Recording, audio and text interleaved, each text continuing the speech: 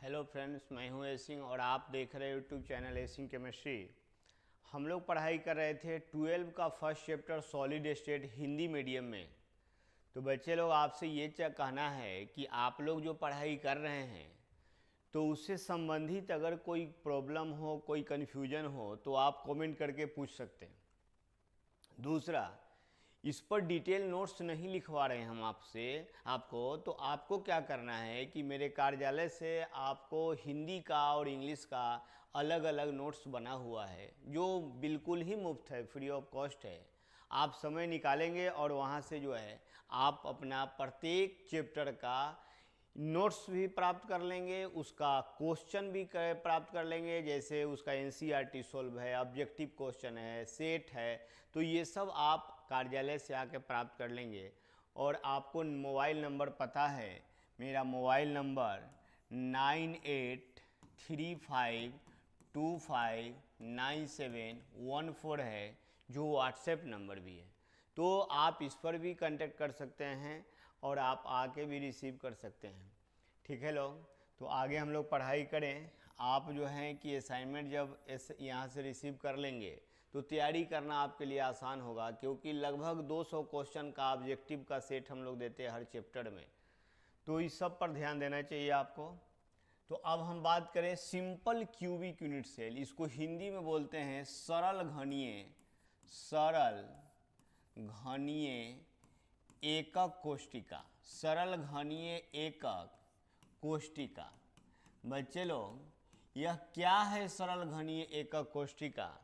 तो नाम से ही क्लियर है कि वह क्यूब होगा, घन होगा। कहने का मीनिंग क्या है कि वह घन होगा। तो आप देख रहे हैं क्या चीज़ कि घन कहते किसको है? तो लंबाई जिसकी बराबर हो, चौड़ाई और ऊंचाई भी, मतलब लंबाई चौड़ाई ऊंचाई बराबर हो और एंगल उसका 90 डिग्री हो, तो आप उसको क्यूब बोलते हैं। तो हम लोग यहाँ पर क्यूब बनाएंगे।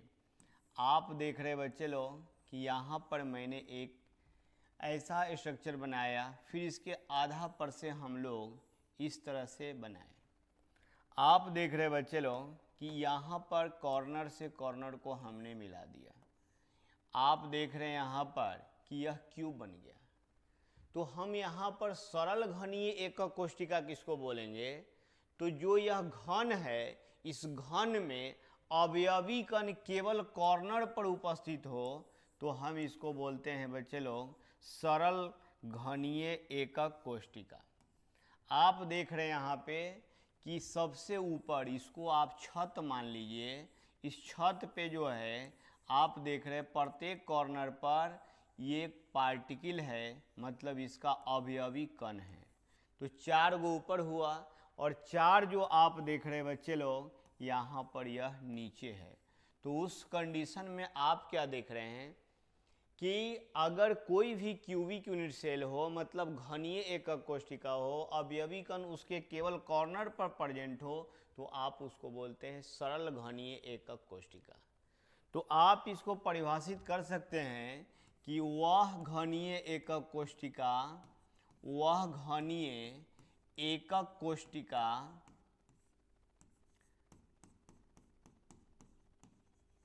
जिसमें अवयवी कण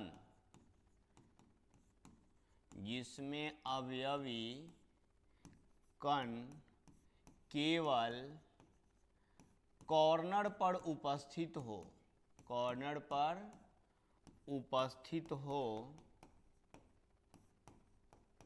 तो वह घनीय एकक कोष्टिका कहलाता है। घनीय एकक कोष्टिका कहलाता है। आप देख रहे हैं बच्चे लोग कि यहाँ पर इसको हम लोग बोल रहे हैं घनीय एकक कोष्टिका को यहाँ पर आप देख रहे हैं। तो वह घनीय एकक कोष्टिका में सरल घनीय, वह घनीय एकक कोष्टिका आप देख रहे हैं यहाँ पर कि वह घनीय एकक कोष्टिका जिसमें अवयवी कण केवल कॉर्नर पर उपस्थित हो, तो वह सरल घनीय एकक कोष्टिका कहलाता है।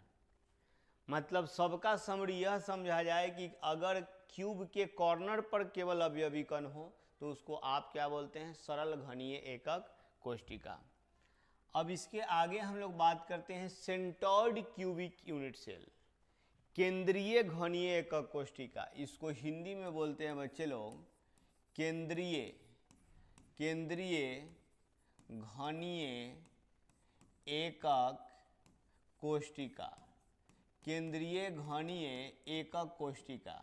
यह क्या है बच्चे लोग, तो नाम से ही क्लियर है कि इसमें कॉर्नर के साथ साथ यूनिट सेल के सेंटर पर एवं फेस के सेंटर पर अवयवी कण उपस्थित हो तो उसको हम लोग क्या बोलते हैं, केंद्रीय घनीय एकक कोष्टिका बोलते हैं। बच्चे लोग ध्यान देंगे तो सबसे पहले तो हम क्या बनाएंगे, क्यूब बनाएंगे। आपने देखा बच्चे लोग कि हमने यहाँ पर क्यूब बना दिया। क्यूब में कांस्टेंट पार्टिकल कहाँ होगा, तो सीधी सी बात है कि कॉर्नर पर तो होगा ही। कॉर्नर के साथ साथ सभी फलक के केंद्र पर, मतलब उपेक्षा, यहाँ पर आप देख रहे इधर वाले फलक पर, इधर वाले पर, इधर वाले पर, इधर वाले पर, एक नीचे वाले और एक ऊपर वाले, टोटल फलक कितना हुआ 6। जैसे इस रूम की बात करें तो एक फलक, ये दीवार एक फलक हुआ, एक ये दीवार एक फलक हुआ, इधर वाला दीवार एक फलक हुआ, सामने वाला दीवार एक फलक हुआ, छत एक फलक हुआ, फर्श एक फलक हुआ, तो टोटल 6 फलक हुआ। तो सबके सेंटर पर हमने जो है एक अवयवी कण डाल दिया और एक जो है पूरे यूनिट सेल के सेंटर पर होगा। तो यूनिट सेल का सेंटर जो है यहाँ पर मैं मान रहा हूँ, तो आप देख रहे हैं क्या चीज़, इसको हम लोग बोलते हैं केंद्रीय घनीय एकक कोष्टिका। इसको परिभाषित कैसे करें हम, तो परिभाषित कर सकते हैं कि वह क्यूबिक यूनिट सेल, वह घनीय एकक कोष्टिका जिसमें अवयवी कण कॉर्नर के साथ साथ फलक के केंद्र एवं एकक कोष्टिका के केंद्र पर उपस्थित हो, तो आप उसको बोलते हैं केंद्रीय घनीय एकक कोष्टिका। आप कह सकते हैं वह घनीय एकक कोष्टिका, वह घनीय एकक कोष्टिका, वह घनीय एकक कोष्टिका,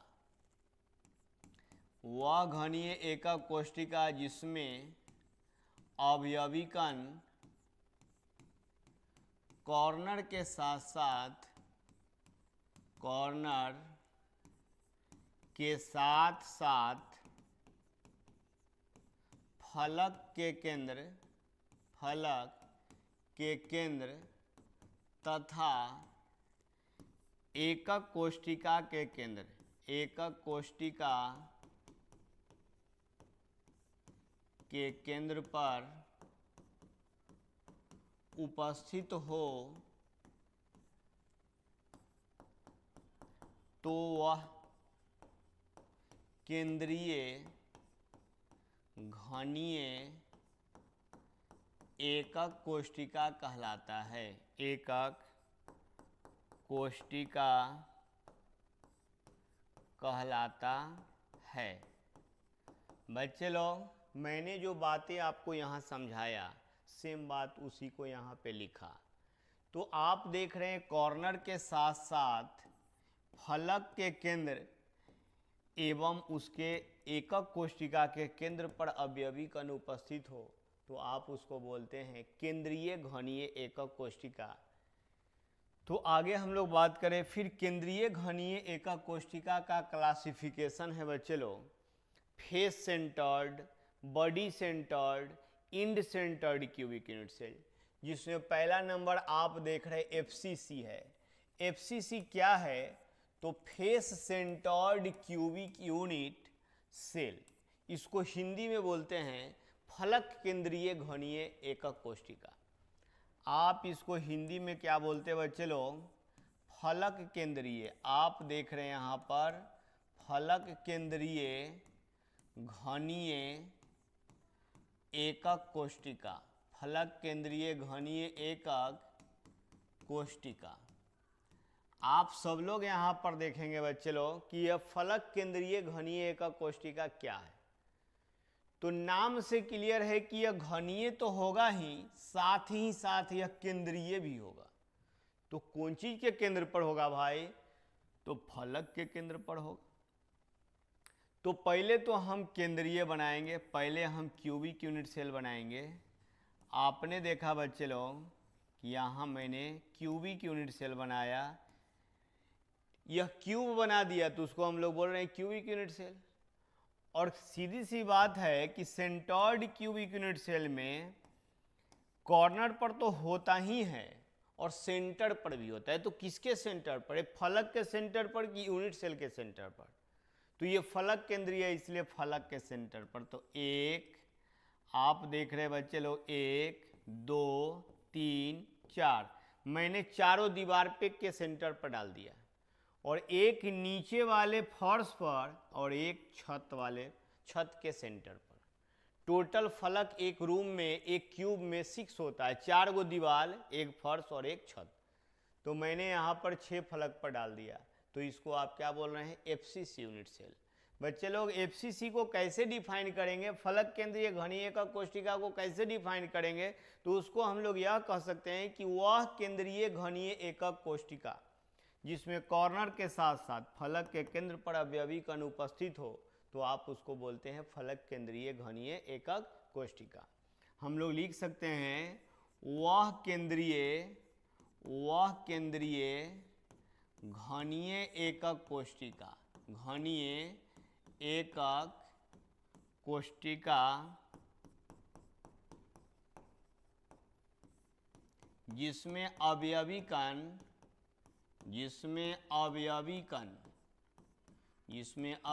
कण कॉर्नर के साथ साथ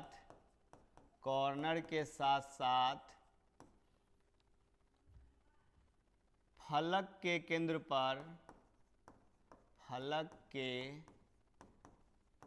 पर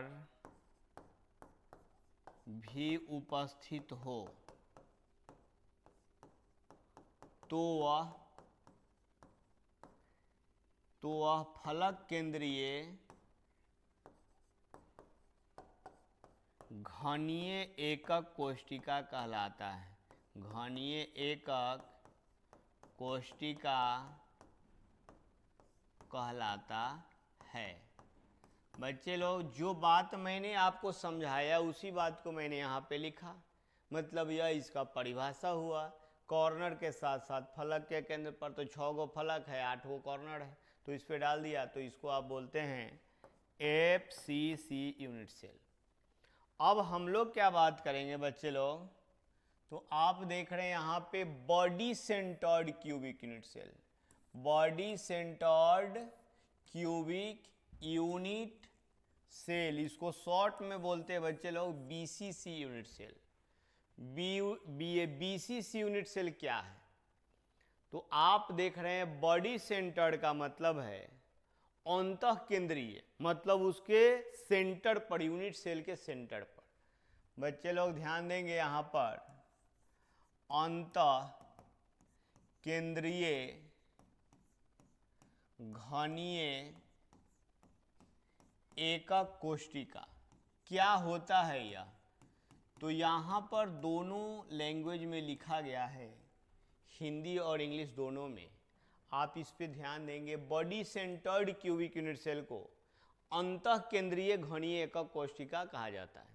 क्या होता है यह? तो सीधी सी बात है, घनीय तो घन होगा, क्यूब होगा। उसके बाद केंद्रीय मतलब उसके केंद्र सेंटर पर कांस्टिट्यूएंट पार्टिकल होगा। और अंतः मतलब क्या है? उस यूनिट सेल के सेंटर पर प्रेजेंट होगा।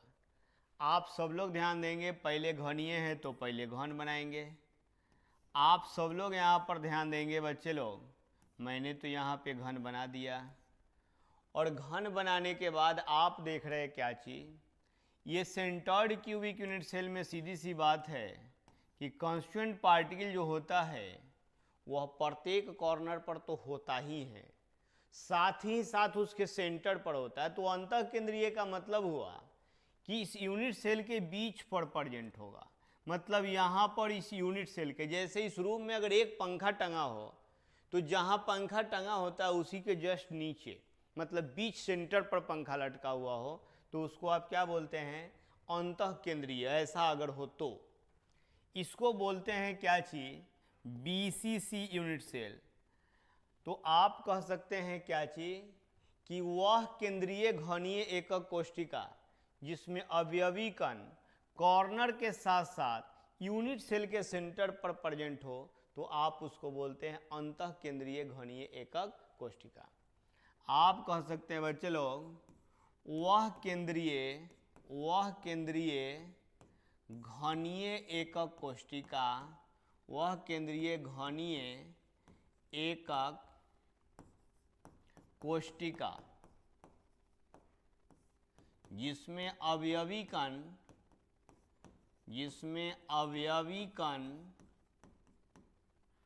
कॉर्नर के साथ साथ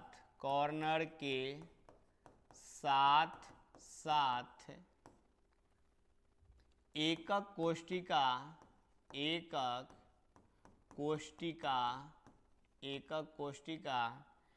के केंद्र पर उपस्थित हो तो वह केंद्रीय तो वह आप कह सकते हैं अंतः केंद्रीय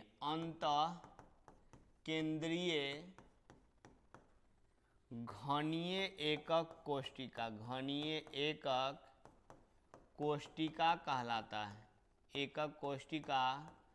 कहलाता है। तो बच्चे लोग, जो बातें मैंने समझाया उस बात को मैंने यहाँ पे लिखा।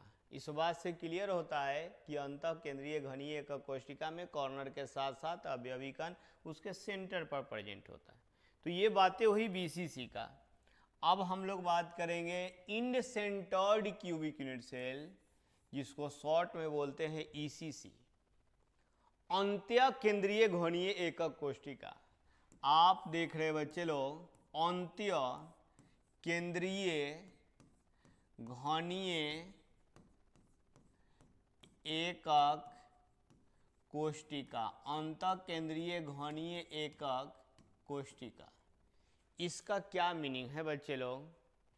तो आप देख रहे हैं यहाँ पर, यह भी जो है घनीय है तो क्यूब के आकार का होगा, केंद्रीय है मतलब अवयवी कण उसके केंद्र पर भी होगा।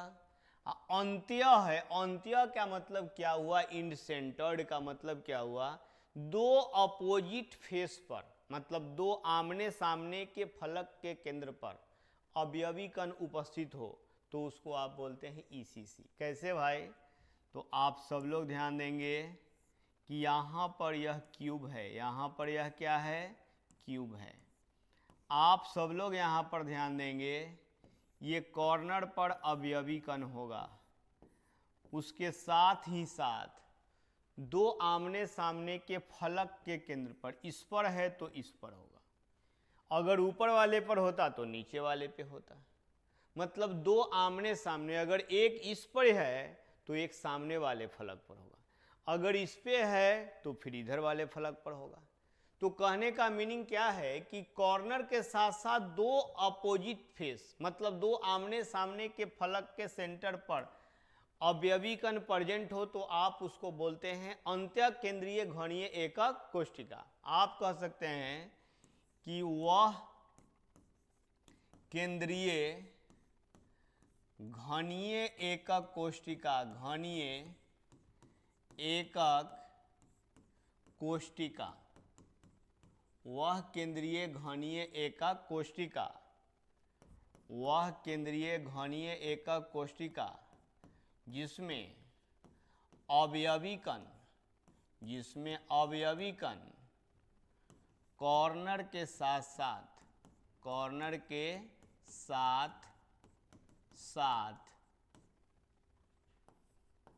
दो आमने सामने के फलक के केंद्र पर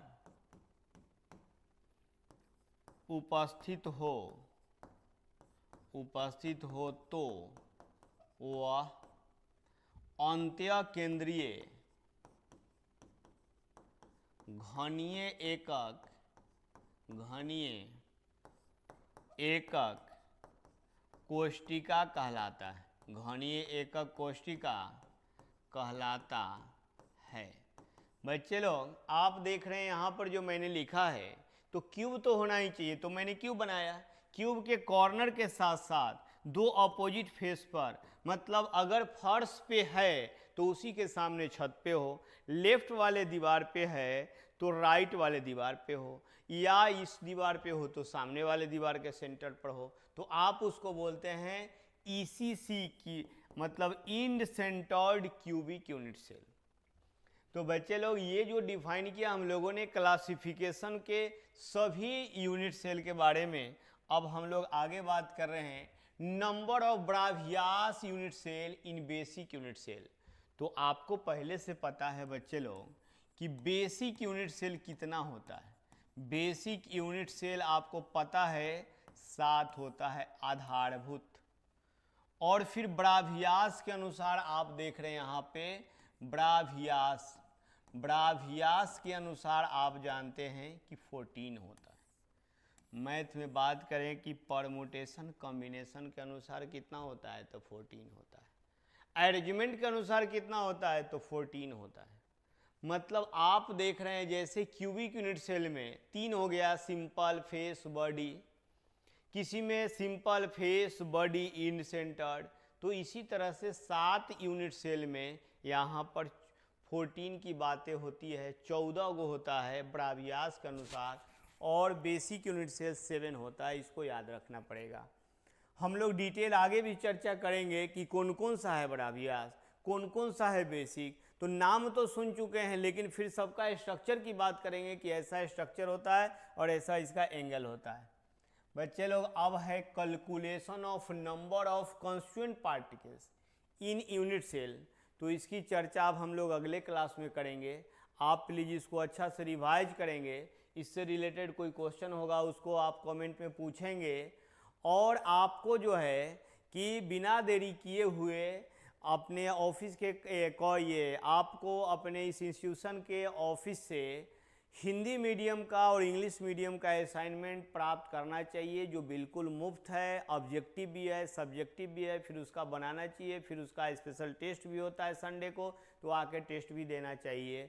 ठीक है लोग, तो इस पर ध्यान देंगे आप। और इसमें क्लासेज कहाँ से कहाँ तक होती है तो मैं आपको एक बार फिर से रिपीट कर देता हूँ।